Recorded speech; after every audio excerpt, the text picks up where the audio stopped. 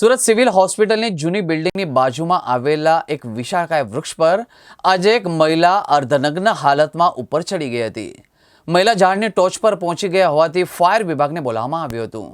60 ફૂટ ઊંચે મહિલા હોવાથી ટર્ન ટેબલ લેડરને લાવીને 60 વર્ષીય મહિલાને ભારે જહેમતે રેસ્ક્યુ કરવામાં આવી હતી. ગણતરીની જ મિનિટોમાં ફાયર વિભાગ ઘટના સ્થળે પહોંચ્યું. મજૂરા ગેટની ફાયરની ગાડી સાથે ફાયરના જવાનો પણ દોડી આવ્યા હતા. મહિલા 60 ફૂટ ઊંચી હોવાથી પહેલા નીચે જાળી રાખવામાં આવી. આ સાથે જ ટર્ન ટેબલ લેડર પણ બોલાવી લેવામાં આવ્યું હતું અને ત્યારબાદ ટર્ન ટેબલ લેડર દ્વારા મહિલાને રેસ્ક્યુ કરવાનો પ્રયાસ કરવામાં આવ્યો હતો.